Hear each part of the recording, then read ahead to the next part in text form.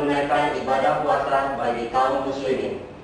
Kembali lagi bersama Badan Meteorologi, Klimatologi, dan Geofisika, Stasiun Klimatologi Lasiana Kupang dengan saya, Lina Natalia Solangi, dan rekan saya, Kadek Fajar Hadiswata dalam acara Diseminasi Iklim Nusa Tenggara Timur dengan tema Perakhiran Curah Hujan Bulanan dan Prediksi La Nina. Dalam diseminasi kali ini, kami akan memberikan informasi berupa analisis curah hujan bulan Mei 2016 dan perakiraan curah hujan 3 bulan ke depan, yaitu Juli, Agustus, dan September di wilayah Nusa Tenggara Timur. Kemudian kami juga akan memberikan informasi kondisi iklim ekstrim Mei 2016 dan prediksi terjadinya fenomena La Nina. Pemirsa, berikut kami sampaikan informasi analisis curah hujan dan kondisi iklim ekstrim yang terjadi sepanjang bulan Mei dan keadaan dinamika atmosfer yang terpantau hingga saat ini. Kondisi dinamika atmosfer lautan. Perkembangan cuaca saat ini di Nusa Tenggara Timur dapat dipantau dengan melihat beberapa indikator sebagai berikut. Indikator suhu muka laut. Perkembangan anomali suhu muka laut di wilayah perairan Indonesia hingga memasuki bulan Juni 2016 sebesar minus 0,5 derajat Celcius hingga 2 derajat Celcius. Hal ini menunjukkan suhu muka laut di wilayah Indonesia relatif lebih hangat dari rata-ratanya. Indikator kedua, indeks osilasi selatan atau disingkat SOI. Hingga minggu pertama bulan Juni, nilai SOI sebesar 1,2 artinya normal. Hal ini menunjukkan hingga pada minggu pertama Juni tidak ditemukan adanya pengaruh fenomena El Nino maupun La Nina. Indikator ketiga, massa udara. Aliran massa udara di Indonesia didominasi oleh angin timuran, kecuali Sumatera bagian tengah sampai utara, Kalimantan Utara, dan bagian utara Papua. Monsun Asia saat ini melemah dan diprediksi tetap melemah hingga akhir bulan Juni 2016. Artinya, pasokan uap air dari Asia berkurang. Monsun Australia saat ini diprediksi menguat sampai akhir bulan Juni 2016. Artinya, peluang pembentukan awan hujan di sekitar Jawa bagian timur, Bali, dan Nusa Tenggara berkurang. Analisis hujan bulan Mei 2016. Curah hujan pada Mei 2016 di sebagian besar wilayah Nusa Tenggara Timur umumnya berkisar antara 101 hingga 150 mm dan termasuk kategori sedang, kecuali di sebagian Nanggakeo dan sebagian kecil Flores Timur berkisar antara 0 sampai 20 mm, sebagian kecil Saburai Jua, sebagian kecil Alor, dan sebagian kecil Sumba Timur berkisar antara 21 hingga 50 mm. Sebagian Kota Kupang, sebagian besar Sumba Timur berkisar antara 51 hingga 100 mm. Sebagian Rotendao, sebagian Timur Tengah Utara berkisar antara 151 hingga 200 mm. Sebagian Sumba Timur, sebagian Timur Tengah Utara dan Belu berkisar antara 201 hingga 300 mm. Sebagian Manggarai Timur berkisar antara 301 hingga 400 mm. Sebagian kecil Manggarai Timur berkisar antara 401 hingga 500 mm. Dan sebagian kecil Timur Tengah Selatan, sebagian kecil Nanggakeo, lebih dari 500 mm. Sifat hujan pada Mei 2016 di sebagian besar wilayah Nusa Tenggara Timur pada umumnya bersifat atas normal, kecuali sebagian kecil Alor bersifat normal. Dan di sebagian kecil Sumba Timur, sebagian kecil Nanggakeo, sebagian kecil Alor bersifat di bawah normal.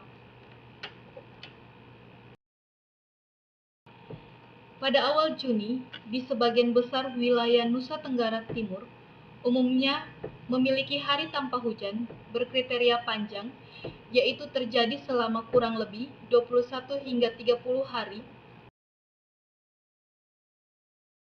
panjang, yaitu 31 hingga 60 hari tanpa hujan, terdapat di Papela, Kabupaten Rotendao, dan Mapoli, Kota Kupang.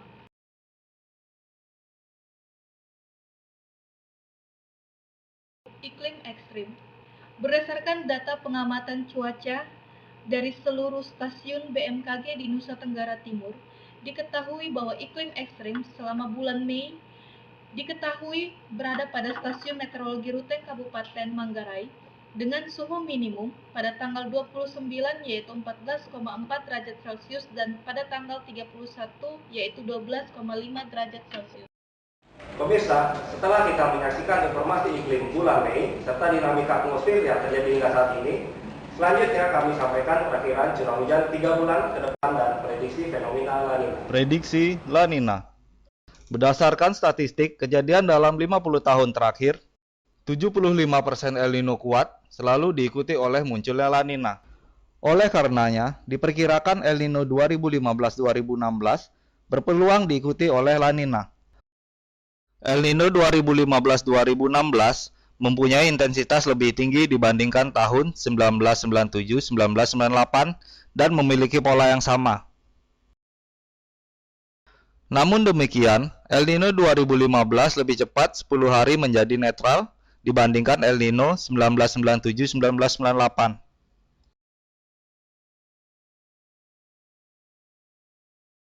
Sebagian besar lembaga internasional memprediksi terjadinya La Nina mulai bulan Juli, Agustus, September.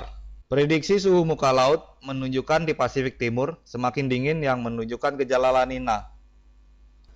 Terlihat pula suhu muka laut yang mendingin di Afrika Timur yang merupakan gejala Dipolmut. Indeks Dipolmut pada bulan Mei-Juni 2016 mencapai minus 0,53. Perakiraan berbagai lembaga dunia menunjukkan tren semakin negatif dan mencapai puncaknya pada bulan September 2016. Dengan begitu, akan menambahnya pasokan uap air ke Indonesia bagian barat. Terjadinya La Nina dan Dipolmut yang hampir berbarengan berdampak pada bertambahnya pasokan uap air ke Indonesia, baik dari Pasifik Ekuatorial maupun Samudra Hindia. Perakiraan hujan bulan Juli sampai dengan September di Nusa Tenggara Timur. Perakiraan curah hujan bulan Juli 2016. Pada bulan Juli, diperkirakan sebagian besar wilayah Nusa Tenggara Timur, pada umumnya curah hujan berkisar antara 0 sampai 20 mm, kecuali di Sumba bagian barat, Flores bagian barat, dan Timur bagian tengah, yang curah hujannya diperkirakan berkisar antara 21 hingga 50 mm, serta daerah Ruteng yang curah hujannya berkisar antara 50 hingga 100 mm. Untuk perakiraan sifat hujan bulan Juli, di seluruh wilayah Nusa Tenggara Timur pada umumnya normal, terkecuali di bagian tengah dan timur Flores, serta bagian utara Timor yang sifat hujannya di bawah normal. Selanjutnya, perakiraan curah hujan Agustus 2016. Pada bulan Agustus, diperkirakan sebagian besar wilayah Nusa Tenggara Timur pada umumnya curah hujan berkisar antara 0 sampai 20 mm, kecuali di Flores bagian barat yang hujannya diperkirakan berkisar antara 21 sampai 50 mm. Untuk perakiraan sifat hujan bulan Agustus di seluruh wilayah Nusa Tenggara Timur pada umumnya normal, kecuali di sebagian besar Sumba, Flores bagian tengah, Timur bagian tengah, Rote dan Sabu sifat hujannya di atas normal. Dan perakiraan curah hujan bulan September 2016. Pada bulan September diperkirakan masih seperti bulan Agustus, di mana sebagian besar wilayah Nusa Tenggara Timur pada umumnya curah hujan berkisar antara 0 sampai 20 mm, kecuali di Flores bagian barat dan sebagian kecil wilayah Sumba bagian barat yang hujannya diperkirakan berkisar antara 21 sampai 50 mm. Untuk perakiraan sifat hujan bulan September, di wilayah Nusa Tenggara Timur pada umumnya normal, kecuali sebagian besar Sumba, Flores bagian tengah, sebagian kecil timur, sebagian Rote, dan Sabu sifat hujannya di atas normal. Sekian perakiraan hujan Nusa Tenggara Timur. Demikian informasi diseminasi iklim Nusa Tenggara Timur. Semoga informasi yang kami berikan dapat bermanfaat bagi pemirsa dimanapun Anda berada. Akhir kata, walaupun kemarau telah tiba, tetesan hujan sangat diharapkan membasahi bumi lubang orang. Terima kasih.